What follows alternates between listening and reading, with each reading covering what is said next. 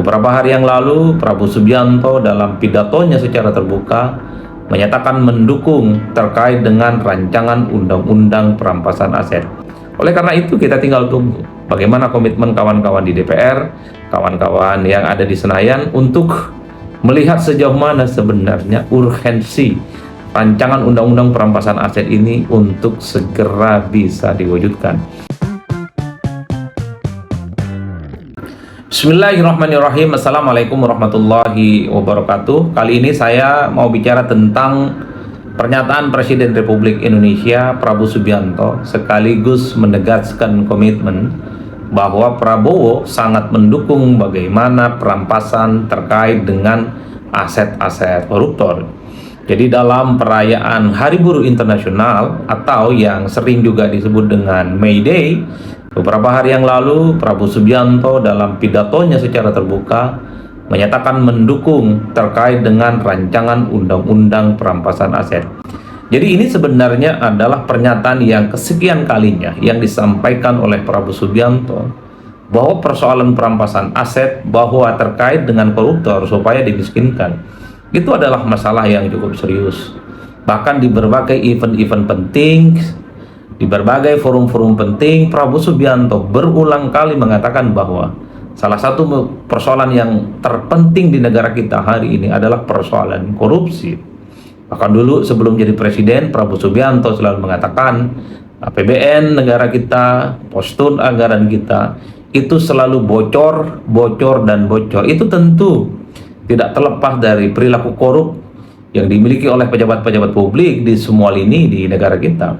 Oleh karena itu, saya ingin menjadikan sebagai momentum bagaimana ketika seorang Presiden Republik Indonesia sudah mendukung terkait dengan rancangan undang-undang perampasan aset, lalu apa yang sebenarnya menjadi persoalan sehingga terkait dengan undang-undang ini tidak segera diwujudkan. Bahkan Menko Hukum dan HAM yaitu Pak Yusril Ihsan Mahendra selalu mengatakan bahwa pemerintah siap kapanpun untuk membahas persoalan terkait dengan rancangan undang-undang yang bisa memiskinkan koruptor ini dengan DPR. Sekarang tentu saja bolanya ada di DPR. Saat ini adalah kita tinggal tunggu bagaimana komitmen yang ada di kawan-kawan DPR yang saya kira sebagai institusi yang memang cukup otoritatif bicara terkait dengan undang-undang ataupun rancangan undang-undang. Oleh karena itu, kalau mau jujur sebenarnya publik kan menunggu sejak lama kapan ya kira-kira soal rancangan undang-undang perampasan aset itu disahkan, kapan direalisasikan, dan kapan bisa diwujudkan.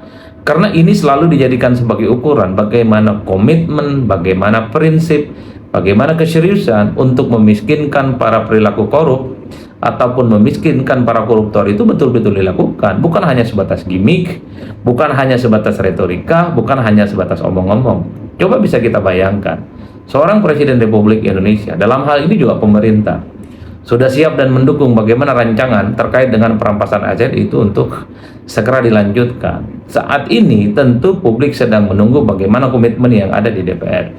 Oleh karena itu wajar kalau kemudian kalau usulan terkait dengan rancangan undang-undang perampasan aset ini sejak eranya Pak SBY sampai hari ini itu tidak diselesaikan, tidak kunjung dibahas, tidak kunjung diseriusi. Publik bertanya-tanya, ada apa sebenarnya dengan rancangan undang-undang ini? Apakah ini dinilai akan menjadi hantu blau, akan dinilai menjadi sesuatu yang menakutkan bagi siapapun di negara kita, bagi siapapun para politisi, bagi siapapun pejabat-pejabat publik, atau siapapun yang memang selama ini begitu longgar untuk melakukan tindakan-tindakan korupsi yang jelas-jelas merugikan negara.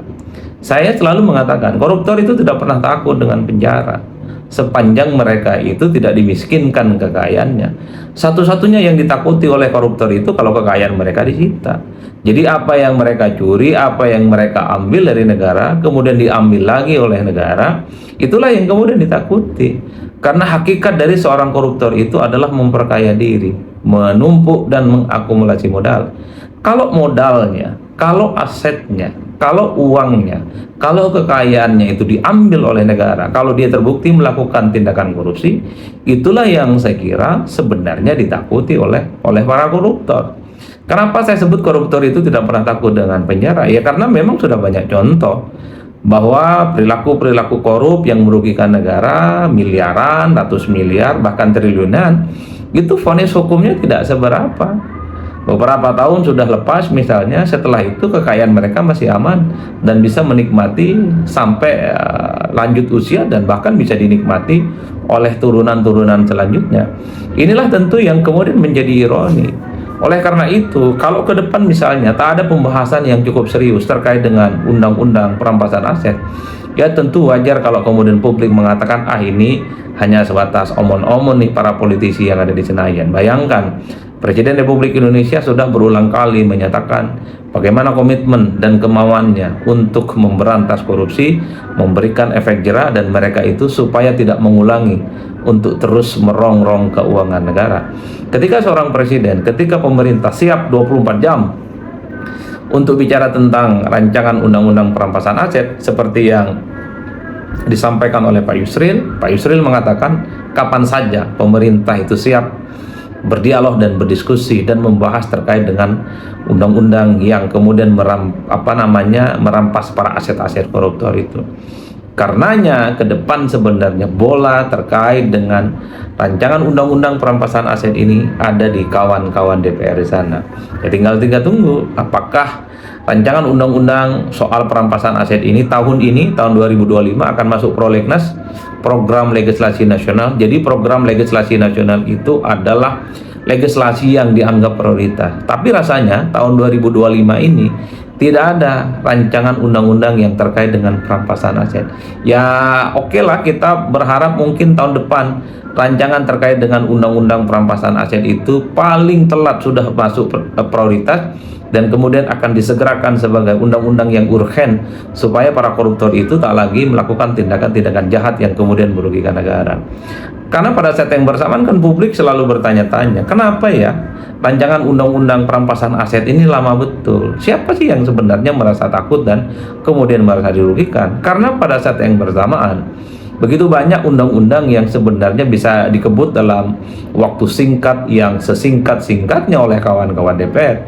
Ya tentu misalnya terkait dengan revisi undang-undang TNI cepat, kemudian undang-undang undang-undang cipta kerja juga prosesnya juga cepat, apalagi sempat dulu terkait dengan pembahasan undang-undang pilkada juga cepat sekalipun gagal diparipurnakan. Sebelum-sebelumnya misalnya rancangan undang-undang yang lain itu juga super cepat dan super kilat. Artinya apa? Ketika DPR berkehendak ya, biasanya proses legislasi apapun di DPR itu tinggal merem saja, dia bisa disahkan dan kemudian bisa diwujudkan. Kalau undang-undang yang lain dianggap penting, dianggap urgen, dianggap prioritas, bisa diwujudkan dalam waktu sesingkat-singkatnya oleh kawan-kawan DPR. Wajar kalau kemudian banyak pihak yang bertanya, publik bertanya-tanya, kenapa ya kalau urusan rancangan undang-undang perampasan aset ini kok kawan-kawan politik di Senayan lama betul.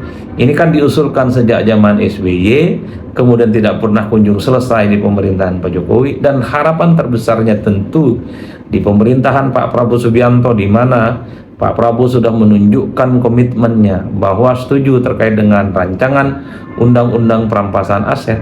Maka ini adalah momentum sebagai trigger, sebagai penanda bahwa rancangan undang-undang pembahasan terkait dengan perampasan aset tak ada cerita tidak segera diprioritaskan, tak ada cerita untuk tidak segera direalisasikan. Enak aja, duitnya sudah diambil, masa asetnya tidak bisa dikembalikan ke negara? Kan itu yang kemudian menjadi pertanyaan-pertanyaan publik.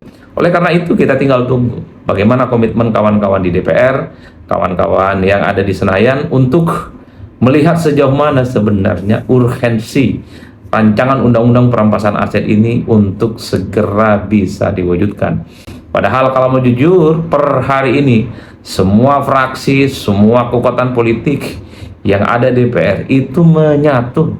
Tak ada satupun partai politik, tak ada satupun fraksi-fraksi yang ada di DPR itu yang kemudian terbelah, apalagi berhadap-hadapan terkait dengan kepentingan politik masing-masing. Per hari ini semua kekuatan politik yang ada di parlemen itu solid, tegak lurus dan berada di dalam satu barisan politik yang sama.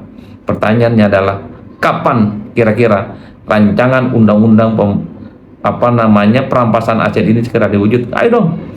Ini sebagai bentuk keseriusan dan komitmen bagaimana para koruptor itu memang harus dimiskinkan. Caranya apa? Yaitu dengan segera mengesahkan rancangan undang-undang perampasan aset. Pemerintah sudah gaspol, presiden sudah gaspol. Ayo, sekarang saatnya DPR berada di garda terdepan. DPR ini kan kalau bicara atas nama rakyat. DPR ini kan kalau bicara tentang atas nama seluruh bangsa dan negara. Ya inilah saatnya.